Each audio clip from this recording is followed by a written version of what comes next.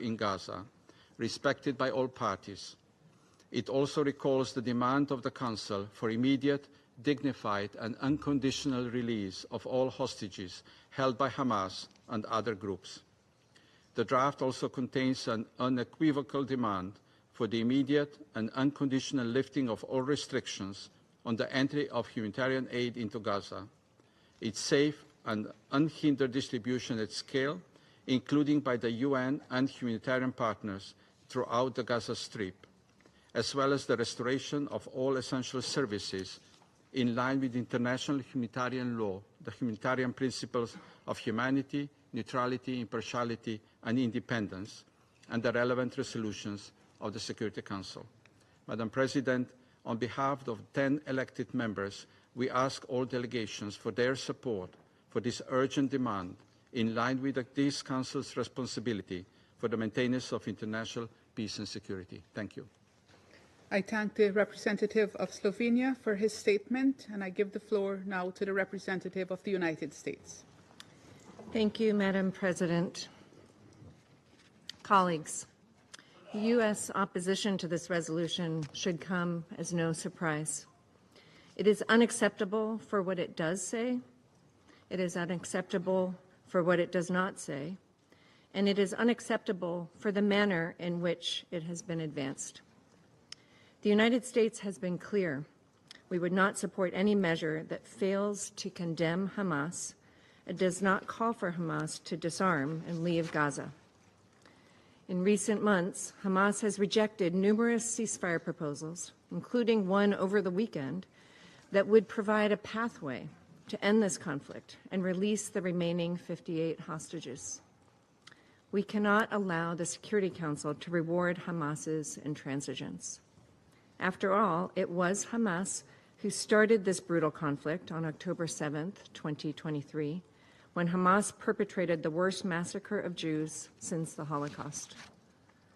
Hamas has sustained it ever since in a manner that threatens Israel's security and prolongs Palestinian anguish.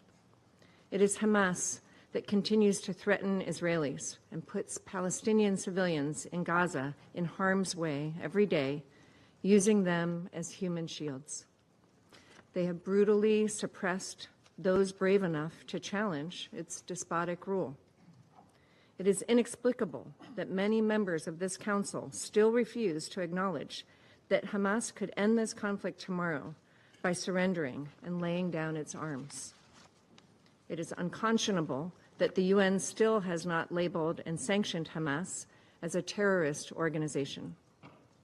In addition to refusing once again to condemn Hamas for the cowardly and evil acts that set this brutal conflict into motion, this resolution contains other serious defects. The United States has taken the very clear position since this conflict began that Israel has a right to defend itself, which includes defeating Hamas and ensuring they are never again in a position to threaten Israel. In this regard, any product that undermines our close ally Israel's security is a non-starter. This resolution would undermine diplomatic efforts to reach a ceasefire that reflects the realities on the ground and emboldens Hamas. This resolution also draws false equivalence between Israel and Hamas, which is both wrong and dangerous. This resolution seeks an, and I quote, immediate, unconditional, and permanent ceasefire, close quote, that would leave Hamas in a position to carry out future October 7th attacks, as it has promised. This resolution refuses to acknowledge the disastrous shortcomings of the prior method of aid delivery, which allowed Hamas to enrich itself at the expense of Palestinians and failed to get food and water to those who needed it most. No one wants to see Palestinian civilians in Gaza go hungry or thirsty. We instead urge the UN and NGOs to support the Gaza Humanitarian Foundation to help it safely deliver aid without being diverted by Hamas. The GHF has emphasized it will deliver aid consistent with the humanitarian principles of humanity, neutrality, impartiality, and independence. Colleagues, we've been clear that in order to move forward, Hamas and other terrorists must have no future in Gaza. As Secretary Rubio has said, if an ember survives, it will spark again into a fire. This Council should use its power to pressure Hamas to accept the proposal on the table. Only after the terror group's removal can Israel be secure within its own borders, and can Gaza advance toward a brighter and more prosperous future. The United States has worked tirelessly with Egypt and Qatar to bring an end to this horrific conflict for the sake of the region's people. They want a path forward with opportunity and the prospect of a better tomorrow. Israelis yearn for a future where they aren't threatened by daily rocket barrages and other acts of terrorism. Palestinians deserve an opportunity to rebuild their lives, free of Iran and the influence of its insidious terrorist proxies. Rather than push forward a resolution that unjustly rewards terrorism, undermines negotiations, and allows Tehran to continue fomenting instability, let's instead demand that Hamas surrender, disarm, and leave Gaza forever, for the sake of all the region's people. Moreover, we need to be perfectly clear. Performative actions in this Council designed to draw a veto, as evidenced by the process of formulating this resolution, wherein there was no true negotiation, are harmful at a time when there is delicate diplomacy going on in the region to reach a ceasefire. Further, engaging in this performative process at a time when serious questions are being asked about the utility of the UN, its funding, and use of resources is shameful. This Council should not be used in this way. This Council must hold itself to a higher standard. Meanwhile, we've had our negotiators on the ground trying to hammer out a real agreement to get hostages released, get a ceasefire, and provide humanitarian assistance. Finally, the United States will never stop working to free all the hostages, including the remains of 4 Americans murdered by Hamas, who have now been held in squalid conditions for 607 days. They will not be left behind. Thank you. I thank the representative of the United States for her statement. I shall put the draft resolution to the vote now. Will those in favour of the draft resolution contained in document S 2025/353 please raise their hand?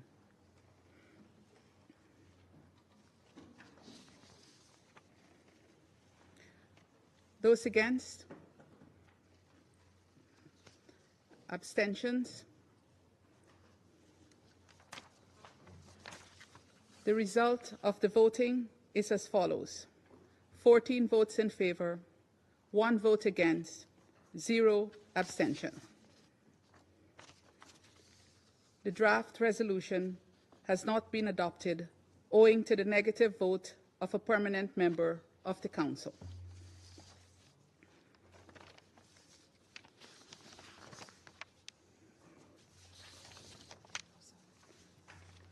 I now give the floor to those members of the Council who wish to make statements after the vote. I give the floor to the representative of Algeria. Madam President, at the outset, we express our warmest congratulations to Guyana for assuming the presidency of the Council during this month. We want to commend also the Greek efficient presidency of the Council during the last month. Madam President, during our last meeting held on the 20th of May, I spoke with length of Dr. Ala al-Najjar, Remember, the mother whose name is now imprinted in the wound of every Palestinian soul. 9 of her 10 children were taken, not by fate, but by the deliberate fire of the Israeli occupying army. Remember, I asked then if her husband, Hamdi, awakens, what we shall tell him. Today we know he will never speak again. He will never hear again. He is gone. Dr. Hamdi succumbed to his wounds last Sunday. And that unbearable question will never cross his lips, nor Allah will bear the agony of answering it. And now, the last surviving is Adam, a 10-year-old suspended between life and the memory of what once was a happy family. We pray he recovers. We pray that he becomes a balm to his mother's shattered heart. Madam President, there are moments when silence is more eloquent than language. Today is one of those moments. But silence cannot defend the dead. It cannot hold the hand of the dying. It cannot confront the machinery of injustice. So we must speak loudly, not for the sake of mere stating position, but for the sake of memory, of morality, and of the human spirit. This meeting of the Security Council, this humanitarian resolution, even in its obstruction by a veto, is a mirror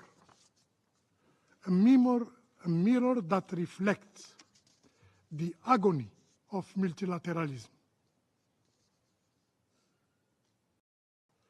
and the urgent need to revive it. Today, the elected members of the Council have stood with clarity, with conviction, with courage. They are the proud bearer of moral legitimacy. They are the true compass of the world's conscience. The draft resolution that was halted today was not the voice of a few, but the collective will of the entire world, north and south, east and west. 14 out of 15 Security Council members. It was a message to the people of Palestine. You are not alone. You are not alone. And it was a message To the Israeli occupier, the world watched you. The shield of impunity, of immunity, must fall. It reveals why the Israeli occupier continues its crime. Because it has never fully fared justice. Because it has always felt protected. While the victims were buried with no names, no headlines, no reckoning, no investigation, and no accountability. Madam President, for the killing of children, for the killing of Palestinian children, to not become a mere pastime,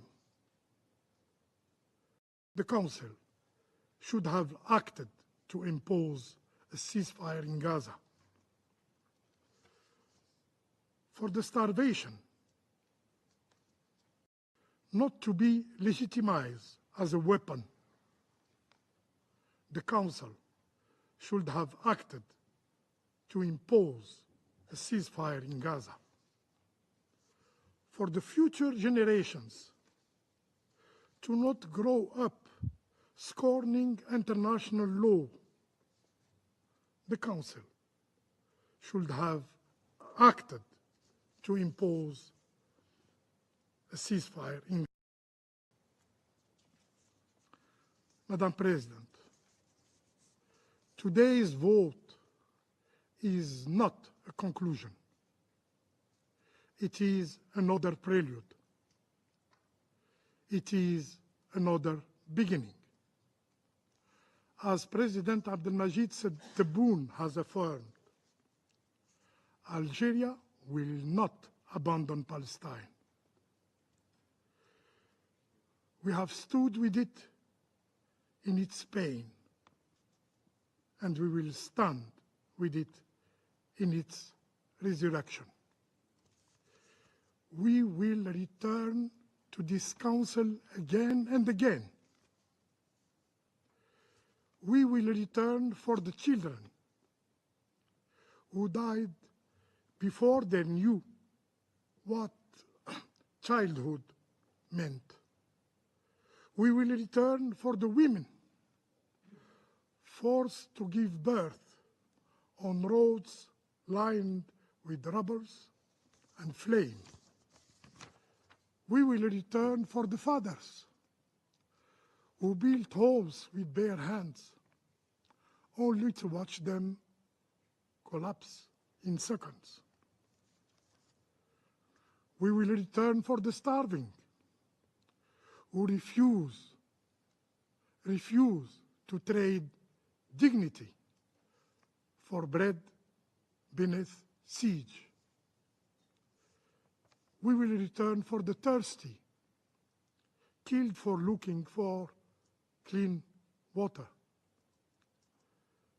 We will return because the Palestinians deserve to live in freedom, in dignity. We are not tired. We are not resigned. We will come back, and soon. I thank you.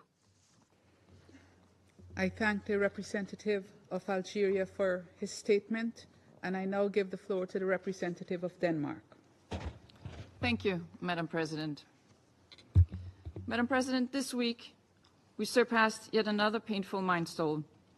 3 months since Israel imposed grave restrictions on humanitarian aid entering Gaza. While this Council has been briefed time and time again of the cost of inaction, the risk of famine has continued to grow. As always, it is civilians who suffer the most. We've all seen the chaotic scenes at the recently set up aid distribution sites, and we deplore the killing of civilians trying to get life-saving aid. We've seen the sheer desperation, the human cost of months of severe restrictions on humanitarian aid. Madam President, Denmark voted in favor of this draft resolution. We co-penned it together with the elected members of this Council because we believe that it is time for this Council to speak with one voice, to take decisive action to address the catastrophic humanitarian situation in Gaza. We regret that it was not possible today. Around this table, we've been entrusted with the responsibility to maintain international peace and security. We cannot stand by while this relentless suffering continues to unfold in real time in front of our eyes. We need to act, to show leadership, and to deliver on that mandate. Madam President, this resolution contained 3 necessary demands: demand for an immediate, unconditional, and permanent ceasefire, demand for the immediate, dignified, and unconditional release of all hostages held by Hamas and other groups, and demand for the immediate and unconditional lifting of all restrictions on the entry of humanitarian aid into Gaza. Denmark wholeheartedly supports and reiterates these demands. International law is clear. Humanitarian aid must never be politicized and used as a political bargaining chip or as a part of a military strategy. It must flow freely and safely to all those in need, in line with international humanitarian law and the humanitarian principles. Madam President, we are under no illusions. This draft resolution was not perfect. Denmark regrets that the draft resolution did not condemn the heinous terrorist attacks by Hamas and other terrorist groups on October 7th, and we reiterate our firm condemnation of Hamas' despicable acts. It does not change, however, our support for the resolution as a whole, which we had deeply hoped would be adopted today. We thus remain resolute in our call for an immediate and lasting ceasefire, the immediate and unconditional release of all hostages, and for an urgent lifting of all restrictions on humanitarian aid. I thank you. I thank the representative of Denmark for her statement, and I now give the floor to the representative of the United Kingdom. Thank you, President. The United Kingdom voted in favour of this resolution today because the intolerable situation in Gaza needs to end. We are determined to see an end to this war, secure the release of the hostages held by Hamas, and alleviate the catastrophic humanitarian situation for Palestinians in Gaza. This Israeli government's decisions to expand its military operations in Gaza and severely restrict aid are unjustifiable, disproportionate, and counterproductive, and the UK completely opposes them.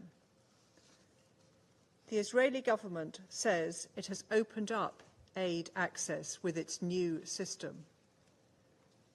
But Palestinians, desperate to feed their families, have been killed as they try to reach the very few aid sites that have been permitted by Israel. This is inhumane. We support the UN's call for immediate and independent investigation into these events and for perpetrators to be held accountable. Israel needs to end its restrictions on aid now. Let the UN and humanitarians do their job to save lives, reduce suffering, and maintain dignity. President, we regret that the Council was unable to reach a consensus today, but we remain committed to the vision of this text. We will continue to strongly support the efforts led by the United States, Qatar, and Egypt to secure an immediate ceasefire in Gaza. A ceasefire is the best way to secure the release of all remaining hostages and achieve a long-term political solution. And we repeat our condemnation of the heinous attack by Hamas on the 7th of October and demand that it release all the hostages immediately and unconditionally.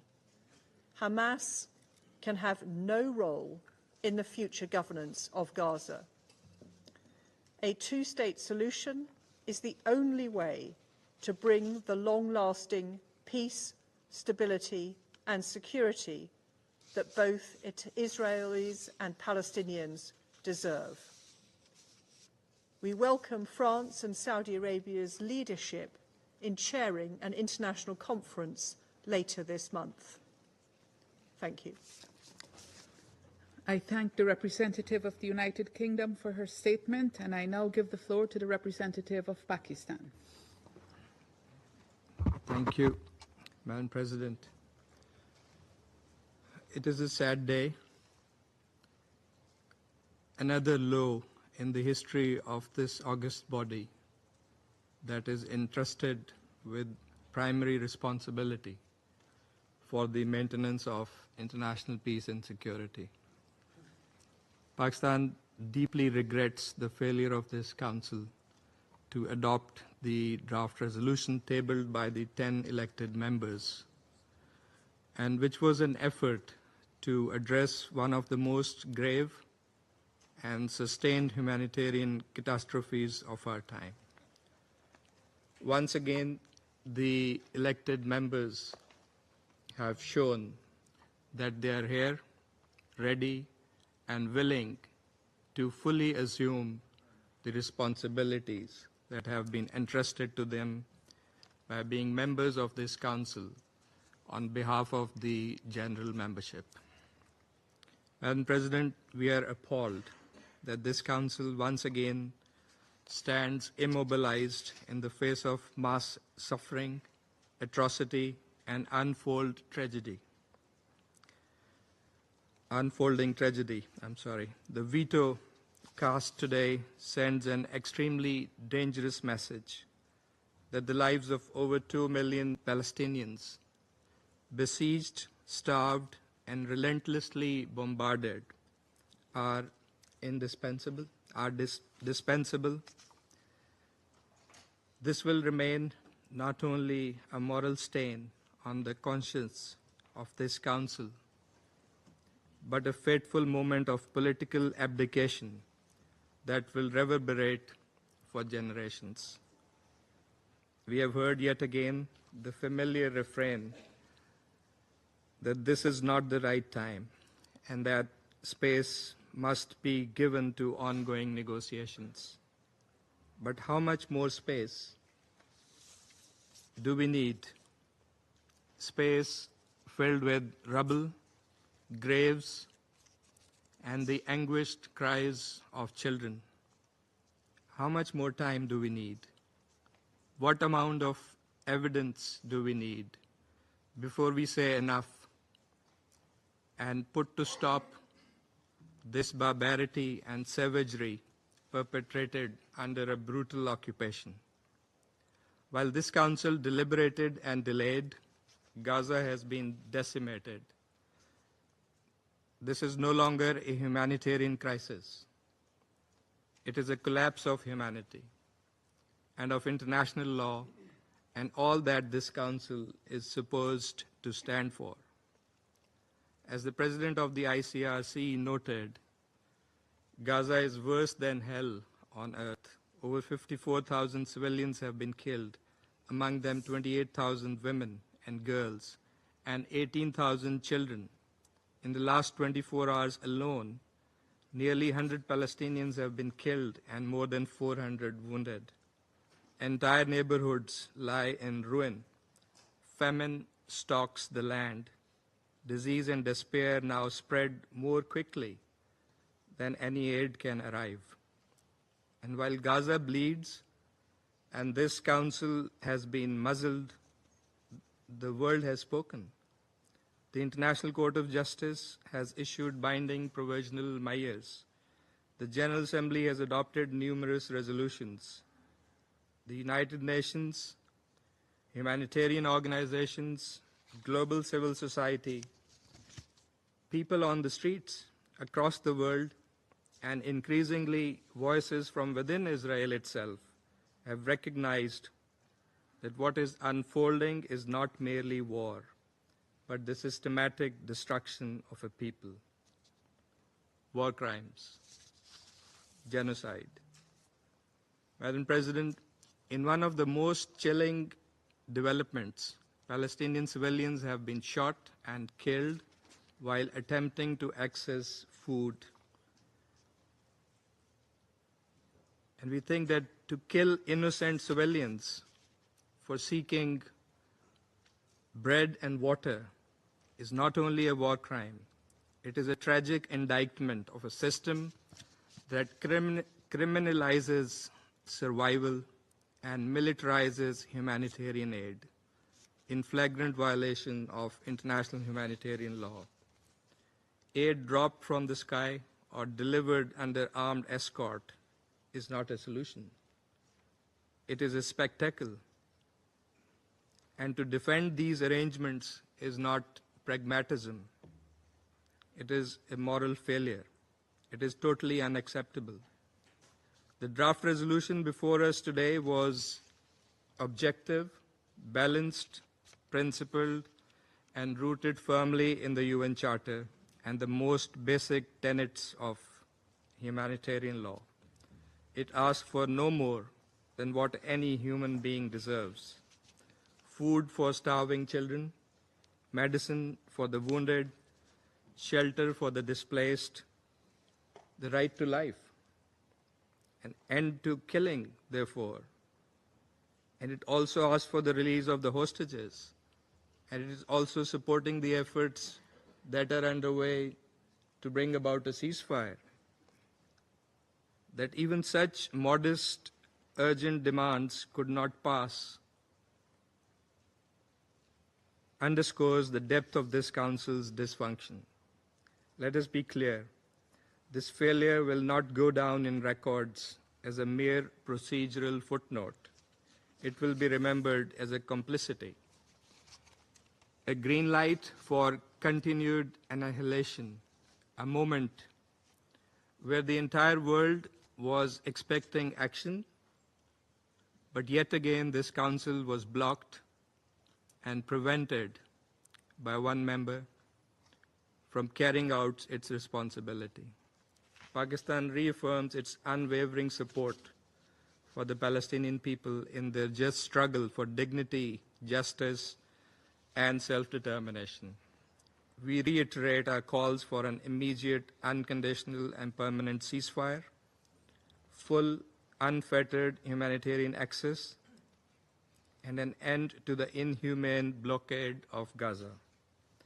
A just, lasting, and comprehensive solution to the question of Palestine, rooted in international law and based on the establishment of a viable, contiguous, and sovereign Palestinian state on pre-1967 borders with Al-Quds al-Sharif as its capital in accordance with relevant UN resolutions. History will judge how each member of this Council chose to respond at this hour of moral reckoning. Together with the majority of the Council members, Pakistan stands firmly on the side of humanity, of legality, and justice. We urge the holdouts to do the same before Gaza becomes not only a wound on the world's conscience, but a permanent scar on the credibility of this Council. Madam President, but we don't end here. We are not going to lay idle. We are going to continue and redouble our efforts for the cause of peace in line with our responsibility as a responsible member of this Council. We will continue to call for accountability and an end to impunity that Israel, the occupying power, continues to enjoy. We shall continue to recall and remind that the root cause of the problem, the challenges confronting the region, is the decades-long illegal Israeli occupation of the Arab lands, including the occupied Palestinian territories. The way forward, in our view, is in addressing and tackling that root cause head-on. That is by ending the occupation. It is not by mercilessly and mindlessly killing the Palestinians, who are the oppressed people in this case, or by making them starve, or by trying to evict them from their lands, or by suppressing their voice, or by denying them their legitimate and internationally recognized right to self-determination. Because we know that that's not going to work. For the brave, dignified, and resilient people of Palestine are not going to give up. They're not going to give up their right, and they're not alone. The entire international community is on their side. That support is going to be evident later this month at the General Assembly, not this Council, but at the General Assembly, where the international conference, the high-level conference on Palestine and the two-state solution is going to be held. And we are certain that it will be a resounding call for the Palestinian rights and irreversible path to two-state solution and Palestinian statehood and full membership of the United Nations. We shall revert to the Council as and when required, as has been said by the distinguished representative of Algeria, and we expect that the Council will shoulder its responsibility towards Palestine and in the interest of maintaining peace and security in the Middle East. I thank you. I thank the representative of Pakistan for his statement, and I now give the floor to the representative of Somalia. Thank you, Madam President.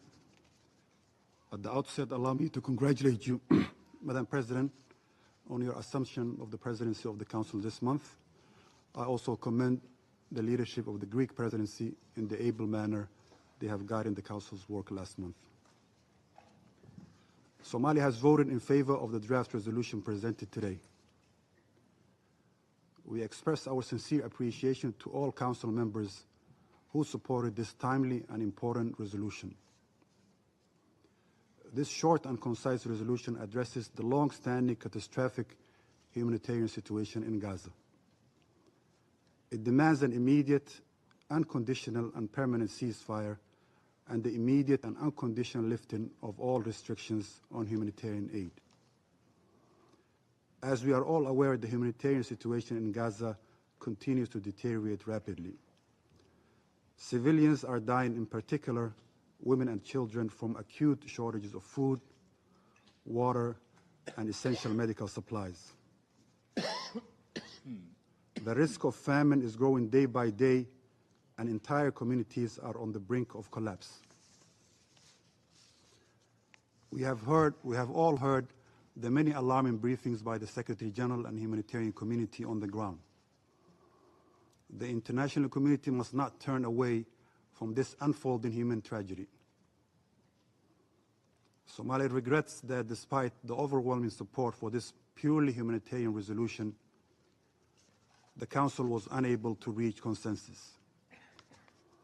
We underscore that the resolution's aim was solely to alleviate the immense suffering of civilians in Gaza and to ensure full, safe, and unhindered humanitarian access in line with international humanitarian law and humanitarian principles. Somalia remains firmly committed to continue its efforts together with Council members and the wider UN membership to support the Palestinians to exercise their inalienable rights to live in dignity and to govern their sovereign land and build the future of their children in an independent state with Al-Quds al-Sharif at its capital in line with UN Security Council relevant resolutions. We urge Israel as the occupying force to fulfill its obligation under international law to ensure that humanitarian assistance reaches those in desperate need without delay or hindrance, and to end its occupation of Palestinian land. This is the only path to sustainable peace in the Middle East and for the future of many children to come. I thank you, Madam President. I thank the representative of Somalia for his statement, and I give the floor now to the representative of China. Madam Chair, at the outset, let me congratulate Guyana on assuming the presidency of the Security Council this month, and Greece on successfully completing presidency of the Council last month. China is deeply disappointed by the result of today's vote. The draft resolution on the humanitarian situation in Gaza tabled by the E10 of the Security Council clearly calls for an immediate and permanent ceasefire in Gaza and lifting of the blockade on humanitarian supplies therein. These are the most pressing demands of the people in Gaza who are struggling amidst death and despair, and they reflect the overwhelming voice of the international community. The United States has once again abused its veto power, extinguishing the glimmer of hope for the people of Gaza and ruthlessly continuing to leave over 2 million people in darkness. It must face questioning from the international community. People cannot help but ask, where is fairness and justice? For more than 600 days, over 54,000 people in Gaza have lost their lives. Israel continues to escalate its offensive and blockade, turning Gaza into a living hell. Innocent civilians are killed in the conflict every day, while a large portion of the population is on the brink of famine. The United Nations has clearly pointed out that the aid delivery mechanism promoted by the US and Israel violates the principles of impartiality, independence, and neutrality. Recently, there have been repeated incidents of civilian casualties near distribution sites, and this mechanism has even become a death trap.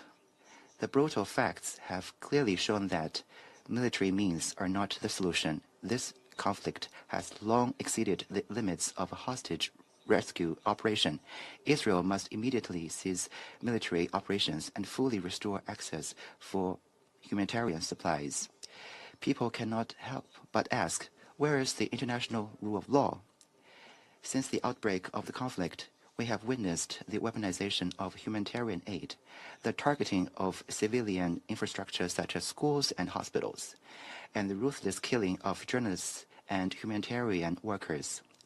Israel's actions have crossed every red line of the international humanitarian law and seriously violated Security Council and General Assembly resolutions, as well as the provisional measures ordered by the ICJ. Yet, due to the shielding by one country, these violations have not been stopped or held accountable. Observing international humanitarian law is an obligation all parties must fulfill. It is not optional. Any double standards or selective application will only erode the foundation of international rule of law and must be firmly rejected. People cannot help but ask, where is the authority of the Security Council? As the primary body responsible for maintaining international peace and security, the Council has been striving to achieve a ceasefire in Gaza and has long reached overwhelming consensus on ceasefire and humanitarian issues.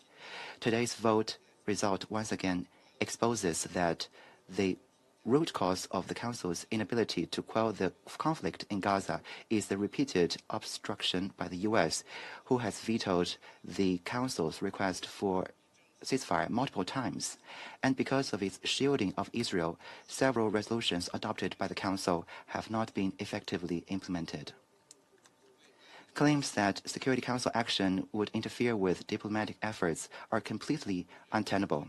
As long as diplomatic efforts are genuinely aimed at peace, the actions of the Council will only provide strong support.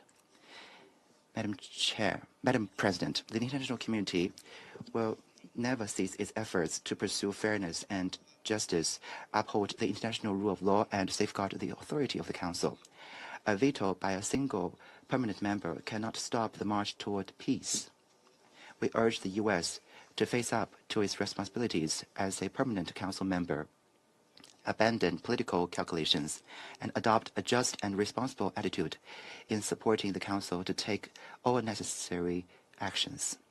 China stands ready to work with the international community to help end the conflict in Gaza, alleviate the humanitarian disaster, implement the two-state solution, and ultimately achieve a comprehensive, just, and lasting solution of the Palestinian question. Thank you, Madam President. Of China for his statement, and I now give the floor to the representative of the Russian Federation.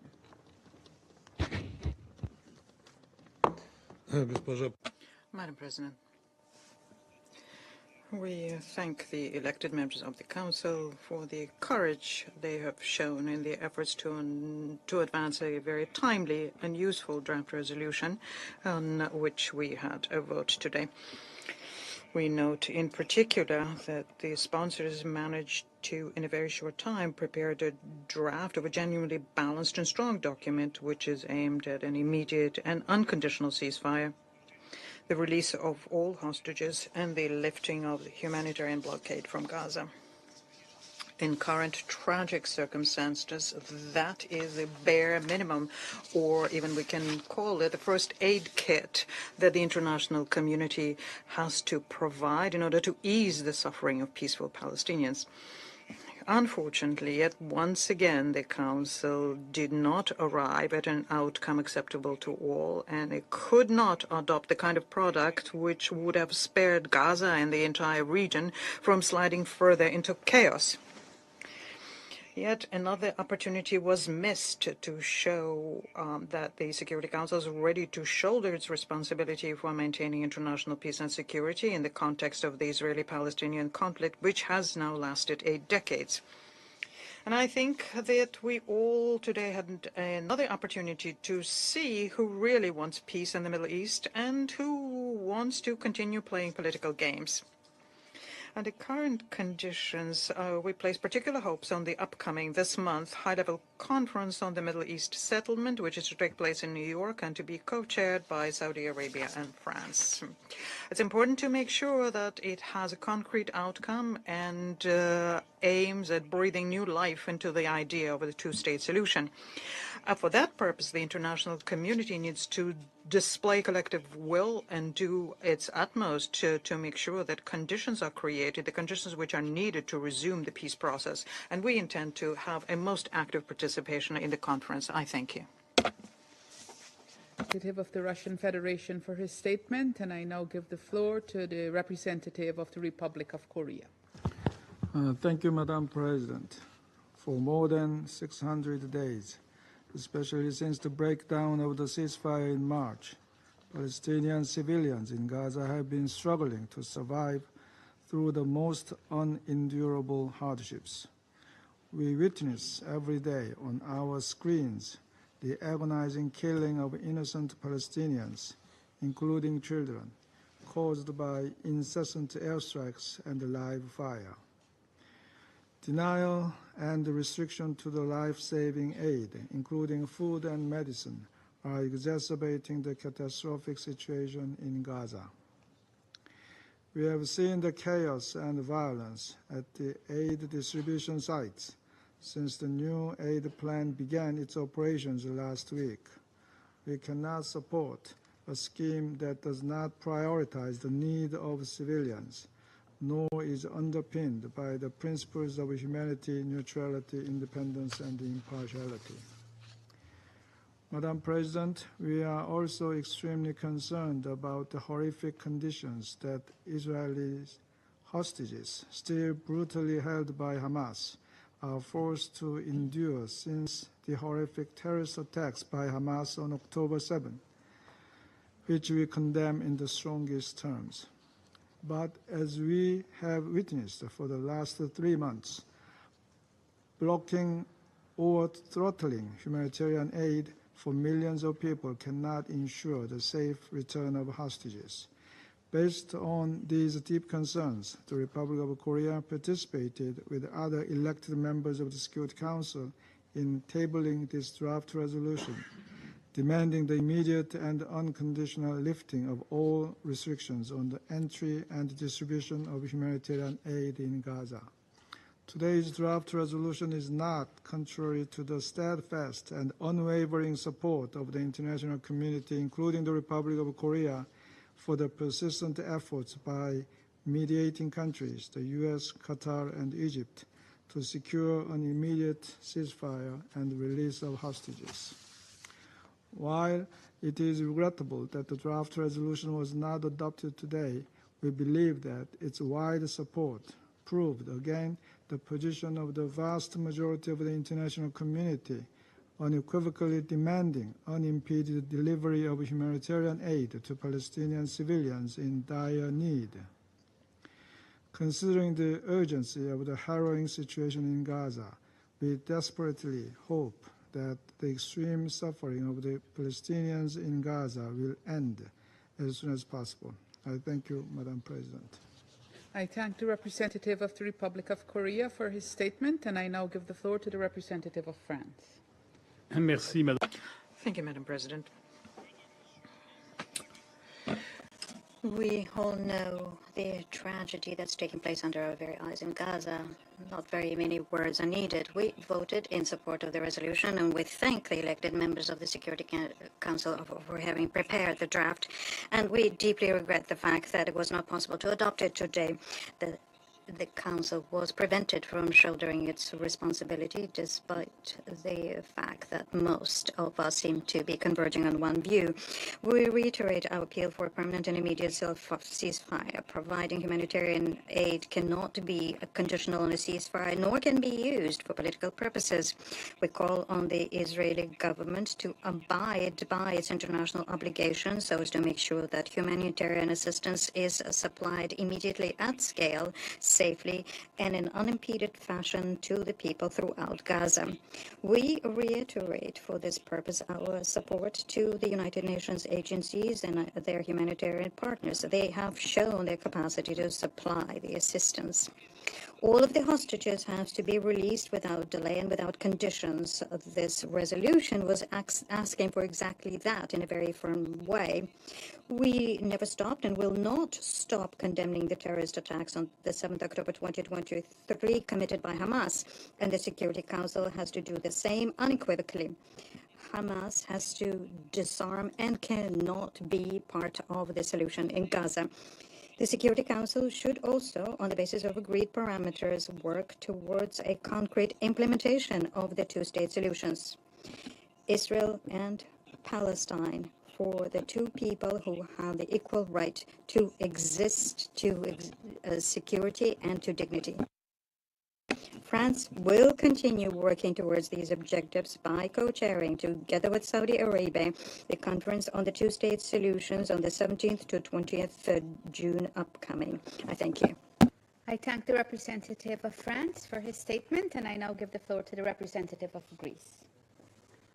Madam President, in Gaza for several months now, we are witnessing a humanitarian crisis of massive proportions, which is each passing day more Palestinians are at risk of dying, following thousands of deaths already.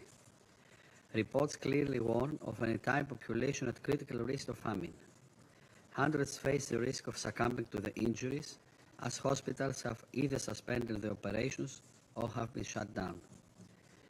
Amidst this grave condition, the elected members of the Security Council proposed a draft resolution that seek to address this very urgent situation.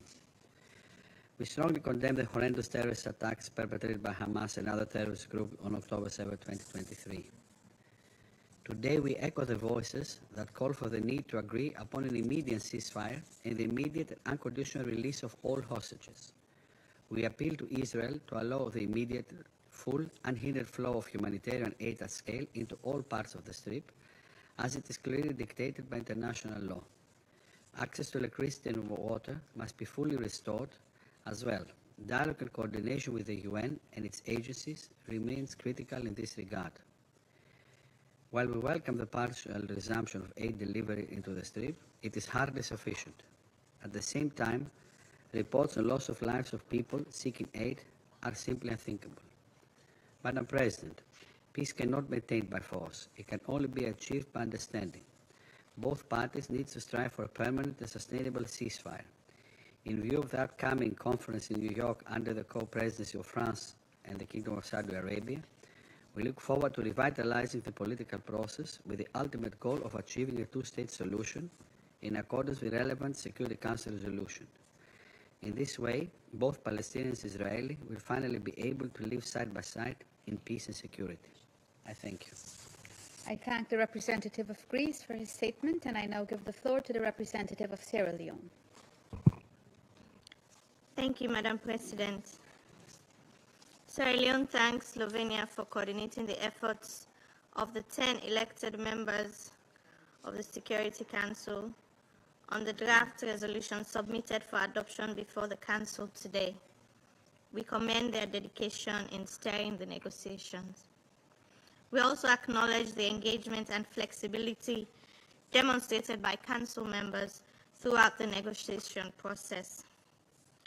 Sierra Leone voted in favor of the draft resolution out of a deep concern for the catastrophic humanitarian situation in the Gaza Strip. Our vote was also driven by the continued plight of hostages held by Hamas since the horrific attacks of October 7, 2023. The prevailing conditions, marked by suffering, hunger, insecurity, and death, paint a grim picture of the daily realities faced by Palestinian civilians in Gaza. We unequivocally condemn the brutal attacks on civilians around aid distribution sites that have led to numerous deaths and injuries. And we join the United Nations and fellow Council members in calling for an urgent, independent, and impartial investigation into these killings. Since the breach of the ceasefire by the government of Israel in March 2025 and the subsequent failure of the parties to reach a renewed accord, it was imperative for the Security Council, as mandated by the Charter of the United Nations, to take decisive action to alleviate the suffering of civilians. In this regard, we welcome the initiative of the E10, which reflects our own conviction that the Council must not remain silent. Tabling the resolution was a timely effort to allow the Council to speak with one voice in confronting the dire humanitarian crisis. It called for an immediate, unconditional, and permanent ceasefire and reiterated demands for the immediate, dignified, and unconditional release of all hostages held by Hamas and other armed groups.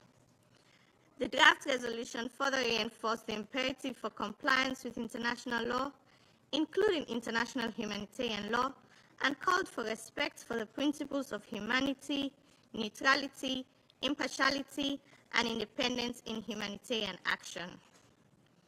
We deeply regret, however, that the draft resolution was not adopted. While the text may not have been comprehensive, which was an intentional expedient decision of the pen holders, it represented the bare minimum required to address the worsening catastrophic humanitarian situation. We wish to emphasize that the occupying power, Israel, is bound by international humanitarian law, including the 4th Geneva Convention and Additional Protocol 1, to ensure the Palestinian civilians access essential humanitarian assistance. We reiterate the binding obligations of the State of Israel under international law, including those arising from the provisional measures indicated by the International Court of Justice in the case brought by South Africa against Israel. These measures underscore the imperative to ensure unhindered access to humanitarian assistance for civilians in the Gaza Strip. Madam President, as emphasized in the draft resolution, Sierra Leone supports ongoing diplomatic efforts led by Qatar, Egypt, and the United States, and urges the parties to act in good faith and show maximum flexibility. The cost of inaction will be borne by an entire generation of Palestinian and Israeli children whose peace, fundamental rights, and future security are in jeopardy. We urge all parties to fully comply with previous Security Council resolutions, including 2712, 2720, 2728, and 2735. In closing, Madam President, Sierra Leone reaffirms its commitment to supporting genuine and credible political efforts to end this protracted conflict. A just and lasting peace, grounded in the two-state solution, must be earnestly pursued. This Council must remain resolute in discharging its responsibilities. I thank you. I thank the representative of Sierra Leone for her statement, and I now give the floor to the representative of Panama. Gracias. Thank you, Madam President. Panama congratulates Greece for its very skillful conduct of the Council's work during their presidency last month. And to Guyana, we congratulate you on taking over the presidency of the Council in June, and we wish you every success in your work. We also welcome with us the delegations of Israel, Yemen, and the observer state of Palestine. Panama deeply regrets that it was not possible to adopt the draft resolution introduced by the elected members of this council. We are grateful to delegations for the collective leadership which made it possible to draft a balanced text focused primarily on alleviating the human suffering in Gaza. At the same time, we acknowledge the work of delegations which supported this initiative. Panama supported the text because it represented the lowest common denominator, the bare minimum that we should be able to defend, namely a ceasefire, safe and unhindered access to humanitarian aid, and the immediate, dignified, and unconditional release of all hostages. Above all, in view of the fact that alternative mechanisms that recently have been used to distribute aid to the civilian population have resulted, regrettably, in inefficiencies. They've led to frustration and they've been counterproductive. Nothing contained in this proposed resolution disregards the legitimate security concerns. It responded to the urgent need to save lives and to restore hope for those who are surviving in extreme conditions. Today, the Council missed an opportunity to send an urgent message, a message of humanity, to those who are crying out for relief, who are hanging by a thread to life in the midst of devastation, and to the wounded who do not have access to basic medical treatment, to displaced families who are living in the rubble of ruins in what used to be their homes, and to Israeli hostages who remain in captivity, and their families who live in anguish not knowing whether or not they will return, and to the humanitarian workers who under gunshots and shelling continue to do their work, and the innocent children who are experiencing a war like no other. In a world where there is bread and food, the people in Gaza live with death and destruction. They don't understand resolutions or vetoes. They only know despair and desolation. They're human beings, and it is our collective responsibility to protect them. Madam President, our inability to arrive at a consensus on a humanitarian issue should lead us to give greater thought to this issue. Panama is firmly committed to the principles of international humanitarian law and to the collective efforts to alleviate the suffering of the civilian population in Gaza. With that same firm determination, Panama once again reiterates its firm condemnation of attacks carried out cruelly by Hamas on the 7th of October 2023, as well as the detention of hostages in conditions which run counter to international humanitarian law. We call for the immediate, dignified, and unconditional release of all hostages who are still in the hands of Hamas, as well as the restoration of a permanent ceasefire, which will make it possible to protect the civilian population and facilitate full and safe access for vital humanitarian aid to Gaza. The civilian population cannot and should not continue to face this level of suffering. It is our responsibility to act. Thank you. I thank the representative of Panama for his statement, and I now give the floor to the representative of Slovenia. Thank you very much, Madam President. And at the outset, let me join appreciation by you to the Greek presidency for the skillful way they conducted the presidency in May. And of course, we congratulate you and we extend our full support during your presidency. Colleagues, in an open letter published in a Slovenian newspaper this week, a Palestinian doctor described Gaza as a place where life slipped beyond danger and beyond hunger, into ashes and sorrow. As weeks and months have passed, the briefings we received in this chamber have become increasingly distressing.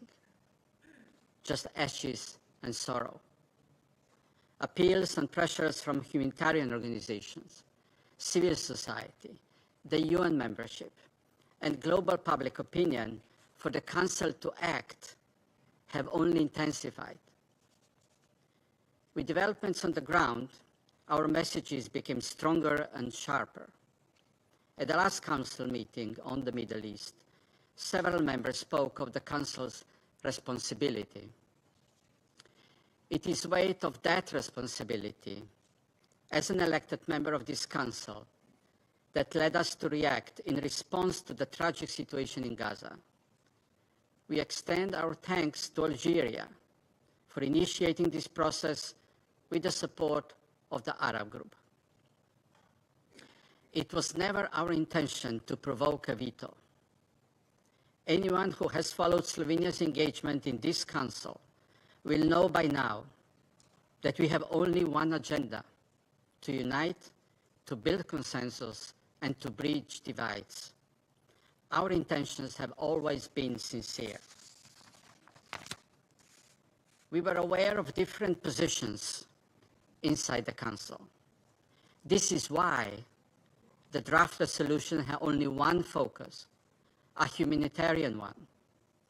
We, the elected members, thought that the Council should unite around this urgent demand for unimpeded humanitarian access and for food to be delivered to starving civilians. Starving civilians and inflicting immense suffering is inhumane and against international law. No war objective can justify such action. We have hoped and expected that this was our shared understanding.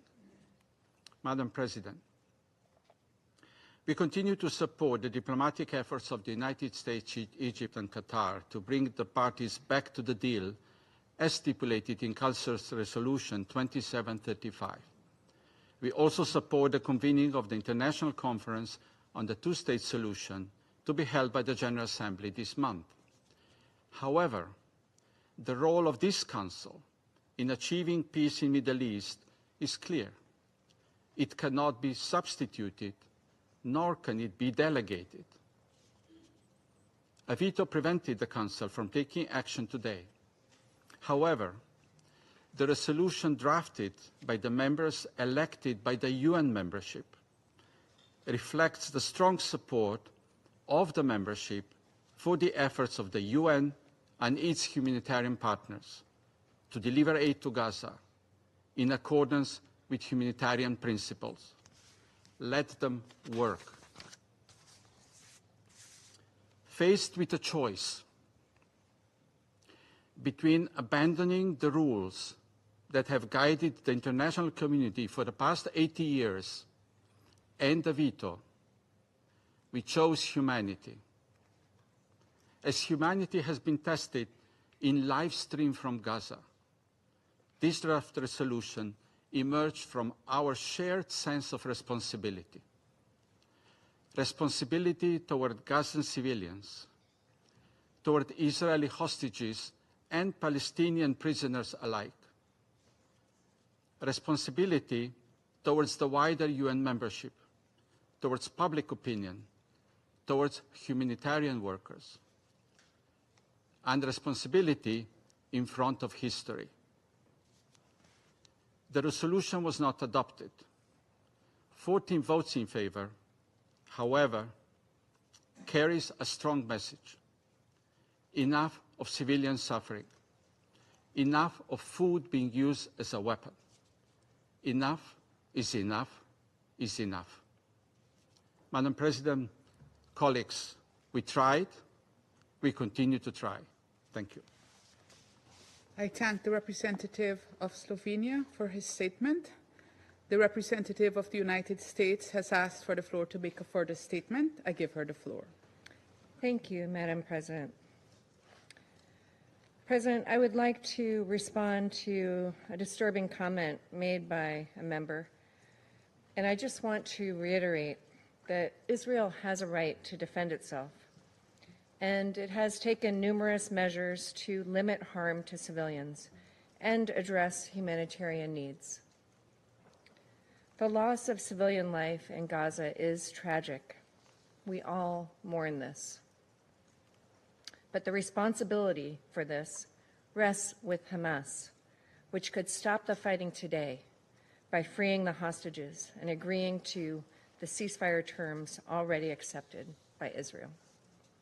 Blaming Israel and making spurious accusations of genocide is not only inaccurate, it is dangerous, not least because doing so buoys Hamas. I thank you. I thank the representative of the United States for her statement. I now give the floor to the permanent observer of the Observer State of Palestine.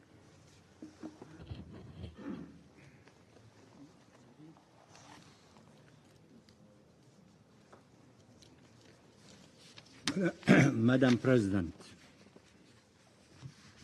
I thank you for convening this meeting at the outset of Guyana's presidency of the Security Council and reaffirms our confidence in your skilled leadership of the Council. We thank all the elected members of the Council, the E10, and their coordinator, Slovenia, who introduced the draft on behalf of the E10.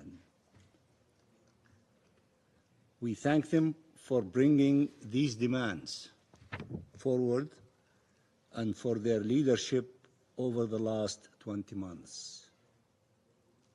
We thank all those who voted in favor of the draft resolution, the 14th of you. We thank Algeria for mobilizing the Council with the full support of the Arab group. You've accomplished something. 14 votes in the Security Council is something very formidable. We appreciate that. We thank you. Madam President, this draft resolution had a simple goal: demanding a ceasefire that would allow the beginning of the monumental work needed to end the horrific humanitarian situation, to stop the genocide, to release hostages and prisoners, and to get the Israeli occupying forces out of Gaza before they get a chance to implement their plans to destroy our people. As they press on with the mass killing and forcible displacement of Palestinian civilians and theft of Palestinian land. The draft resolution also demanded an end to the engineered starvation that has brought an entire civilian population, 2 million people, among them 1 million children, to the edge of famine and then used aid to lure them and confine them to an extremely limited area of the Gaza Strip, clearly to facilitate their expulsion and annexation. OCHA has stated that Gaza is the hungriest place on earth. It is the only defined territory in the world where the entire population is at risk of famine. And OCHA added, the aid operation is one of the most obstructed aid operations, not only in the world today, but in recent history. End of quotation. Can this council say anything about that? You cannot even say something about that. Can this council act, as many of you have been saying, as demanded by the charter that unify all of us to respect and honor the principles reflected and contained in that charter, our Constitution, in the face of this open and ongoing threat to millions of human lives? Those seeking life-saving aid to feed their children and themselves are being subjected to killing and degrading treatment and inhumane conditions, to a horrific degradation of life. This has to stop. It has to stop. Israel has to end this punitive, illegal siege. It has to open all crossings and allow aid to reach Palestinians throughout the Gaza Strip. The UN plan allows that. UN agencies and humanitarian organizations must be allowed to work, to extend life-saving aid to all who need it. Let them work. Let them work. Let them get to their work, as has been stated by our colleagues. Israel is breaching the fundamental rules of international law, of basic humanity. The ICJ orders in the case on genocide, the resolutions of the Security Council and of the General Assembly. Israel is committing war crimes and crimes against humanity. Can the Council say anything about that? Can you say anything before acting?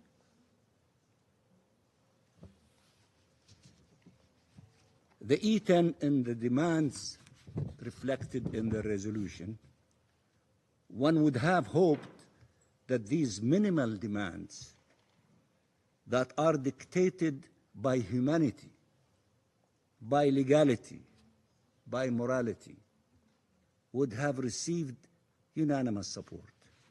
But unfortunately, they were faced with a veto. This draft resolution is long overdue. It came months after Israel broke the ceasefire and enacted a full-fledged blockade in humanitarian assistance, and not only resumed, but escalated its relentless killing of Palestinian children, women, and men, and its rapid destruction campaign across Gaza. It came after months of blatant, unapologetic, brazen Israeli violations of the resolutions of this Council, including Resolution 2735. All states represented here were hoping that the efforts of the US, Egypt, and Qatar would yield an immediate ceasefire to end this horrific war. But unfortunately, until now, that has not happened. Does that mean Israel can continue its destruction of the Gaza Strip and of all life within it while the negotiations continue? Does that mean it can starve people, the 2 million of them? That is an untenable and an unacceptable position. It should be rejected. It should not be allowed to continue. Madam President, we will be heading to the General Assembly in the coming days. But let us be clear. What can stop this genocide are immediate and real measures by states to deter Israel from prolonging this aggression against the Palestinian people and forcing it to stop the mad march it is embarked on across the occupied Palestinian territory. Let me repeat that measures by states, by the 14 of you, and by the dozens more, the almost 100 and maybe 60 who are in the General Assembly or more, measures by each and every one of you, as you demonstrate, and we are grateful for your demonstrations and tenacity in the Security Council in demanding action, and we also support you in continuing to knock on the door of the Security Council to shoulder its responsibility, but you can act in your national capacity. You don't need an invitation from anyone. You have tools available to you in your national capacity to make those who are making this miserable life of the Palestinian people in the Gaza Strip, killing them, starving them, forcing you all, forcing them to stop this crime against humanity. Yes, you can do it, and you have to do it. And I am sure you are on the verge, some of you will start first, of taking these steps to stop this crime from continuing to happen. And the brave ones who will take the first few steps will be followed by others. It has happened in the crushing of the abhorrent system of apartheid. It started with an employee in a grocery store in Ireland that led to a massive movement that spanned the globe to bring down that abhorrent system of apartheid. We are not exception to the rule. We see the marches everywhere. We see the support everywhere. We see your support and your loud and brave and principled position in the Council and outside the Council. But we need to get to the business of each and every one of you. You have tools, you have available things to you in order to pressure those who are refusing to listen to all of us, refusing to listen to international law, refusing to listen to provisions of humanitarian international law, refusing to listen to the UN, to the Secretary General, to Mr. Fletcher, and all the brave leaders in the United Nations. They need to be dealt with differently until they yield to our collective will that we will not tolerate, nor we will allow them to continue killing the Palestinian people and starving them as we see it in the Gaza Strip. This is what's ahead of us, and I am confident that you will elevate yourself to such responsibilities because you tried everything and now you are being forced to these extra steps that we are confident that you will. This is imperative to save lives and to finally bring an end to this abomination, this illegal occupation in every facet. Every country has an obligation to act. Act now. Act decisively. Act to end impunity. Act to end atrocities. Act for humanity. Thank you very much, Madam President. I thank the permanent observer of the Observer State of Palestine for his statement. I now give the floor to the representative of Israel. Mr. President, today this Council stood at a crossroads, and most of you chose wrong. You chose appeasement and submission. You chose a road that does not lead to peace, only to more terror. We thank the United States for standing on the right side, for standing on the side of truth, justice, and moral clarity. Thank you for refusing to abandon the hostages and for refusing to legitimize the lies of this resolution. Thank you for showing the bravery to say what so many seem too afraid to say, that Hamas is the obstacle to peace, and that spoiling terrorists only deepens the crisis. Colleagues, there is a real framework already on the table. It is a US-backed proposal constructed with Egypt and Qatar. Israel has accepted multiple versions of that proposal. We have accepted compromise after compromise. We have said yes repeatedly because we are prepared to do whatever we can to bring our hostages back home. Hamas has rejected every single version of that proposal, every deal, every offer, every opportunity.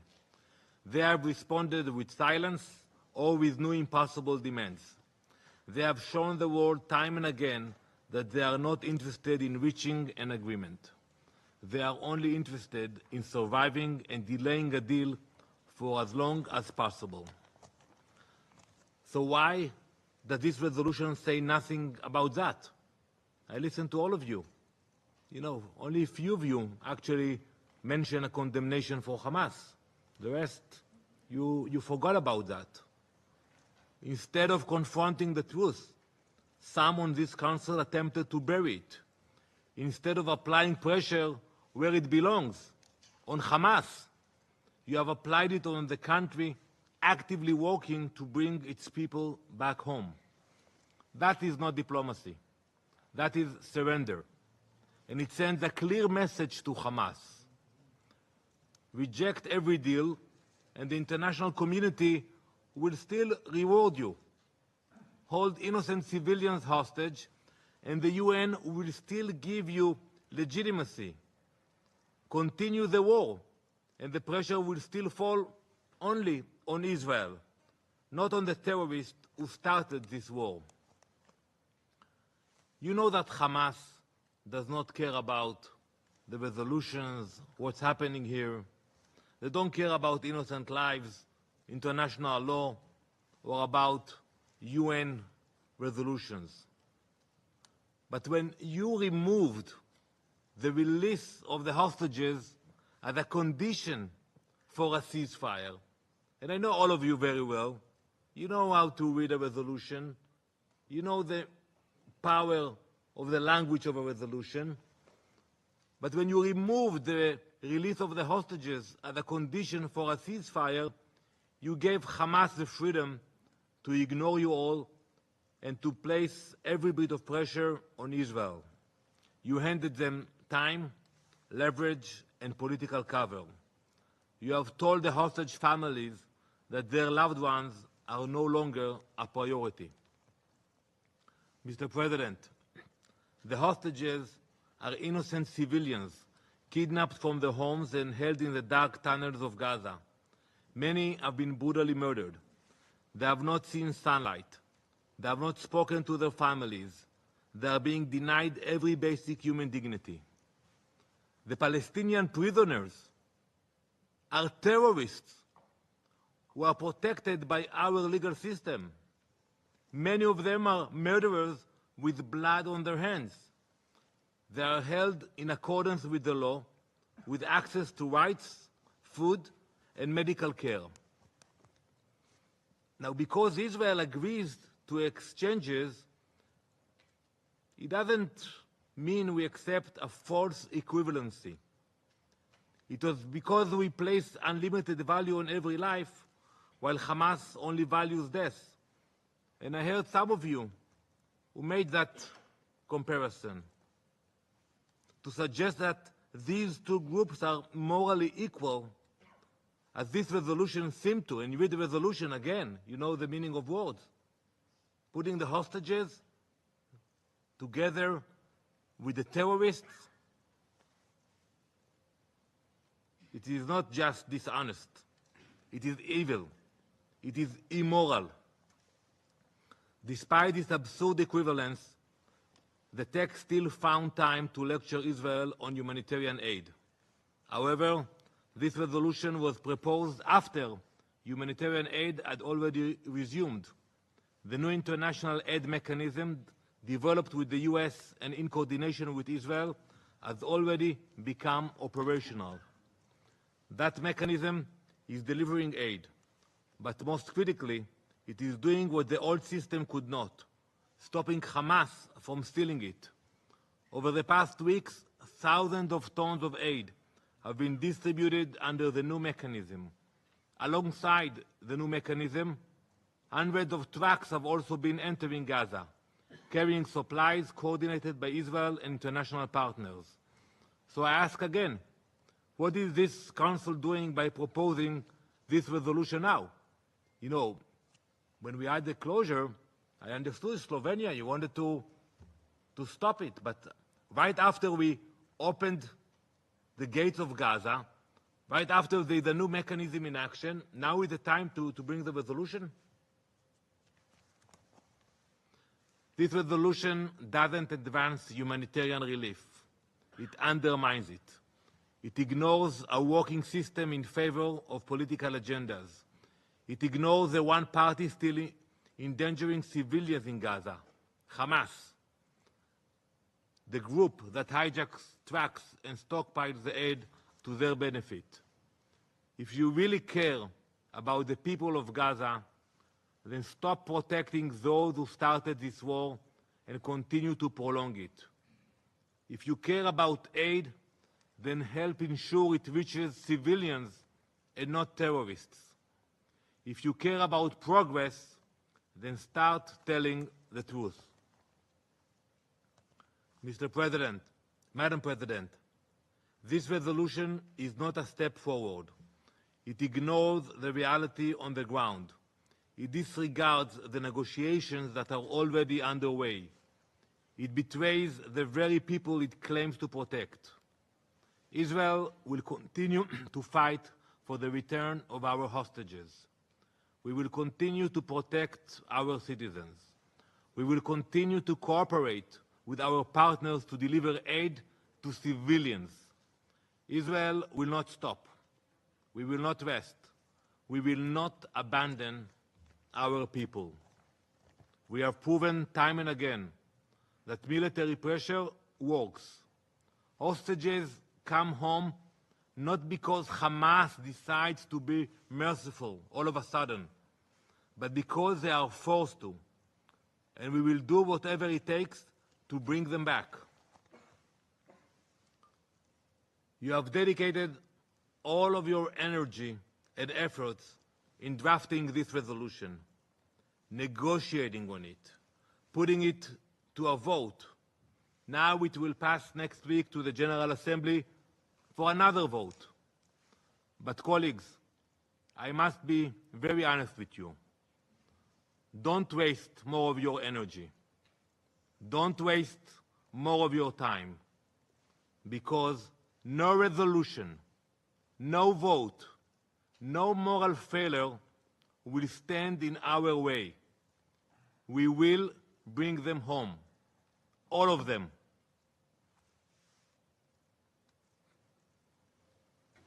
I thank the representative of Israel for his statement. I now give the floor to the representative of Yemen. Madam President, I have the honor to deliver this statement on behalf of the Arab Group. At the outset, we congratulate you, Madam President, on your presidency of the Security Council for this month. We thank you for responding to the request to convene this meeting to consider the draft resolution submitted by the 10 elected members of the Security Council on the deteriorating humanitarian situation in the Gaza Strip. The Arab group expresses its deep regret that the Security Council was unable to adopt the draft resolution submitted by the elected members. This comes despite the urgent humanitarian demands it contains. It calls for an immediate, unconditional and permanent ceasefire. And I should like to take this opportunity to pay tribute on behalf of the Council to His Excellency Mr. Evangelos Sekiris, Permanent Representative of Greece, for his service as President of the Council for the month of May.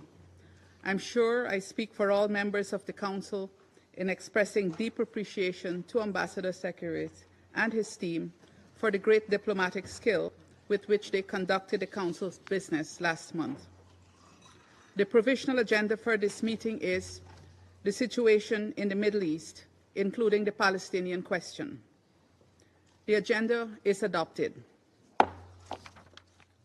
In accordance with Rule 37 of the Council's Provisional Rules of Procedure, I invite the representatives of Israel and Yemen to participate in this meeting.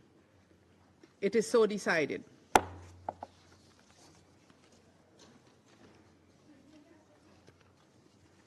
I propose that the Council invite the permanent observer of the Observer State of Palestine to the United Nations to participate in the meeting in accordance with the Provisional Rules of Procedure and the previous practice in this regard. There being no objection, it is so decided. The Security Council will now begin its consideration of item 2 of the agenda. Members of the Council have before them document S/2025/353, the text of a draft resolution submitted by Algeria, Denmark, Greece, Guyana, Pakistan, Panama, the Republic of Korea, Sierra Leone, Slovenia, and Somalia. The Council is ready to proceed to the vote on the draft resolution before it. I now give the floor to those members of the Council who wish to make statements before the vote. I give the floor to the representative of Slovenia. Thank you, Madam President. I have the honor to speak and introduce the resolution on behalf of the 10 elected members: Algeria, Denmark, Greece, Guyana, Panama, Pakistan, Republic of Korea, Sierra Leone, Somalia, and my own country, Slovenia. The resolution before us was, as on previous occasions, prompted by our deep concern over the catastrophic situation in Gaza, which deteriorated further after the resumption of hostilities in March. We have heard numerous briefings in this Council, from those of the Secretary General and USG Fletcher on the broader humanitarian situation, to those of people working on the ground. We are also seized of the daily briefings provided by the UN system and the humanitarian community, and follow closely the deeply disturbing reports coming from the ground, including in relation to the functioning of the newly established aid distribution centers. We continue to fully support the ongoing diplomatic efforts by the United States, Egypt, and Qatar aimed at achieving a return to the ceasefire deal. We firmly believe that this Council must also act urgently and decisively to address the humanitarian situation in Gaza in accordance with its mandate for the maintenance of international peace and security. The resolution before us is a product of consultations among all Council members. We thank delegations for their constructive engagement and flexibility that has allowed us to develop a text that responds to the catastrophic humanitarian situation in Gaza. We believe this text reflects the consensus shared by all Council members that the war in Gaza has to come to an immediate halt, and all hostages must be immediately and unconditionally released, and civilians in Gaza must not starve and must have full and unimpeded access to aid. It is for this reason that we have prepared a concise draft humanitarian resolution expressing grave concern over the situation in Gaza, including the risk of famine, and reaffirming that all parties must comply with their obligations under international law. It further expresses support to the efforts of mediators to immediately bring parties back to implementing the ceasefire agreement in line with Resolution 2735 of this Council. Importantly, the resolution also demands an immediate, unconditional and permanent ceasefire in Gaza, respected by all parties. It also recalls the demand of the Council for immediate, dignified and unconditional release of all hostages held by Hamas and other groups. The draft also contains an unequivocal demand for the immediate and unconditional lifting of all restrictions on the entry of humanitarian aid into Gaza, its safe and unhindered distribution at scale, including by the UN and humanitarian partners throughout the Gaza Strip, as well as the restoration of all essential services in line with international humanitarian law, the humanitarian principles of humanity, neutrality, impartiality, and independence, and the relevant resolutions of the Security Council. Madam President, on behalf of 10 elected members, we ask all delegations for their support for this urgent demand in line with this Council's responsibility for the maintenance of international peace and security. Thank you. I thank the representative of Slovenia for his statement, and I give the floor now to the representative of the United States. Thank you, Madam President. Colleagues, the U.S. opposition to this resolution should come as no surprise. It is unacceptable for what it does say, it is unacceptable for what it does not say, and it is unacceptable for the manner in which it has been advanced. The United States has been clear. We would not support any measure that fails to condemn Hamas and does not call for Hamas to disarm and leave Gaza. In recent months, Hamas has rejected numerous ceasefire proposals, including one over the weekend, that would provide a pathway to end this conflict and release the remaining 58 hostages. We cannot allow the Security Council to reward Hamas's intransigence. After all, it was Hamas who started this brutal conflict on October 7th, 2023, when Hamas perpetrated the worst massacre of Jews since the Holocaust. Hamas has sustained it ever since in a manner that threatens Israel's security and prolongs Palestinian anguish.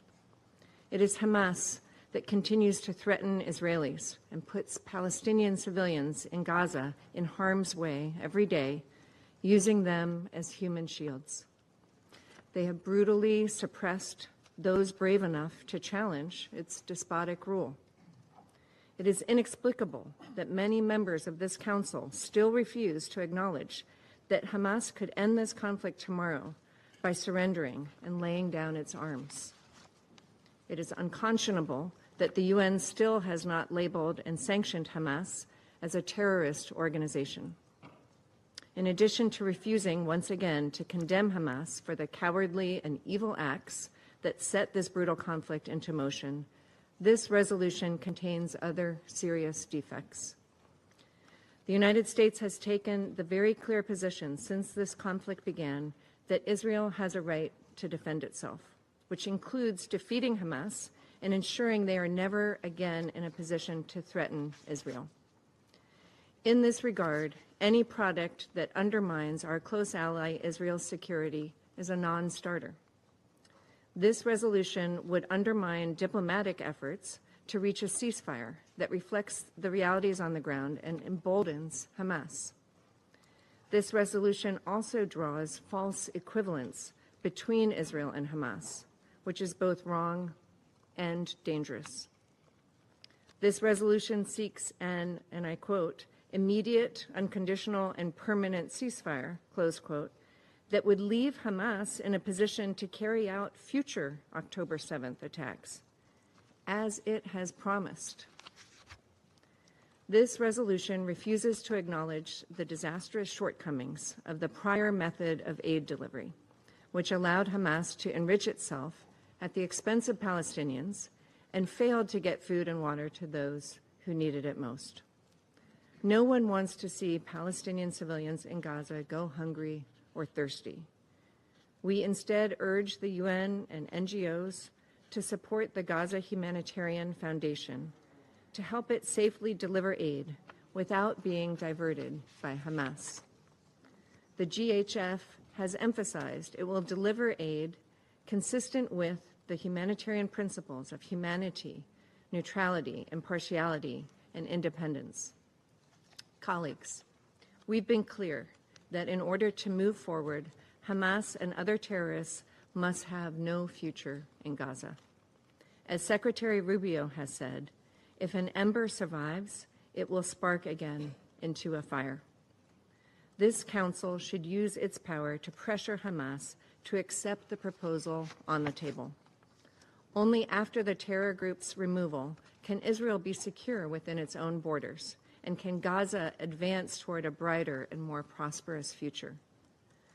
The United States has worked tirelessly with Egypt and Qatar to bring an end to this horrific conflict for the sake of the region's people.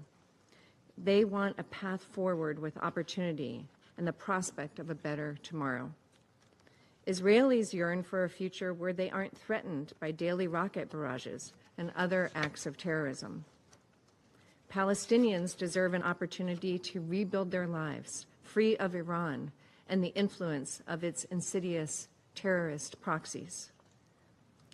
Rather than push forward a resolution that unjustly rewards terrorism, undermines negotiations, and allows Tehran to continue fomenting instability, let's instead demand that Hamas surrender, disarm, and leave Gaza forever, for the sake of all the region's people. Moreover, we need to be perfectly clear. Performative actions in this Council designed to draw a veto, as evidenced by the process of formulating this resolution, wherein there was no true negotiation, are harmful at a time when there is delicate diplomacy going on in the region to reach a ceasefire. Further, engaging in this performative process at a time when serious questions are being asked about the utility of the UN, its funding, and use of resources is shameful. This Council should not be used in this way. This Council must hold itself to a higher standard. Meanwhile, we've had our negotiators on the ground trying to hammer out a real agreement to get hostages released, get a ceasefire, and provide humanitarian assistance. Finally, the United States will never stop working to free all the hostages, including the remains of 4 Americans murdered by Hamas, who have now been held in squalid conditions for 607 days. They will not be left behind. Thank you. I thank the representative of the United States for her statement. I shall put the draft resolution to the vote now. Will those in favour of the draft resolution contained in document S 2025/353 please raise their hand?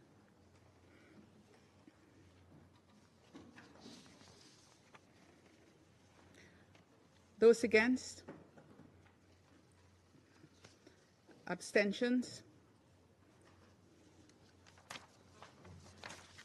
The result of the voting is as follows: 14 votes in favour, 1 vote against, 0 abstention. The draft resolution has not been adopted owing to the negative vote of a permanent member of the Council.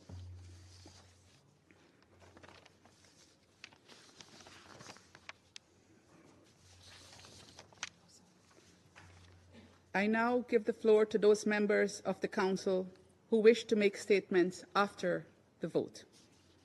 I give the floor to the representative of Algeria. Madam President, at the outset, we express our warmest congratulations to Guyana for assuming the presidency of the Council during this month.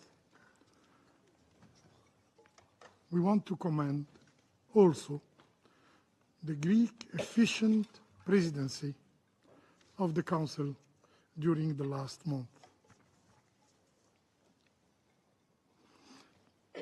Madam President, during our last meeting held on the 20th of May, I spoke with length of Dr. Ala al-Najjar. Remember, the mother whose name is now imprinted in the wound of every Palestinian soul. 9 of her 10 children were taken, not by fate, but by the deliberate fire of the Israeli occupying army. Remember, I asked then if her husband, Hamdi, awakens, what we shall tell him. Today we know he will never speak again. He will never hear again. He is gone.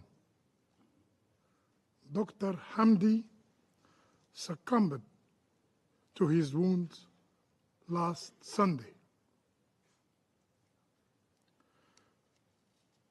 And that unbearable question will never cross his lips, nor Ella will bear the agony of answering it. And now, the last surviving is Adam, a 10-year-old suspended between life and the memory of what once was a happy family. We pray he recovers. We pray that he becomes a balm to his mother's shattered heart. Madam President, there are moments when silence is more eloquent than language. Today is one of those moments. But silence cannot defend the dead.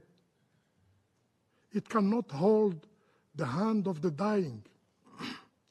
It cannot confront the machinery of injustice. So we must speak loudly, not for the sake of mere stating position, but for the sake of memory, of morality, and of the human spirit. This meeting of the Security Council, this humanitarian resolution, even in its obstruction by a veto, is a mirror that reflects the agony of multilateralism and the urgent need to revive it. Today, the elected members of the Council have stood with clarity, with conviction, with courage. They are the proud bearer of moral legitimacy. They are the true compass of the world's conscience. The draft resolution that was halted today was not the voice of a few, but the collective will of the entire world, north and south, east and west. 14 out of 15 Security Council members. It was a message to the people of Palestine. You are not alone. You are not alone. And it was a message to the Israeli occupier. The world watched you. The shield of impunity, of immunity,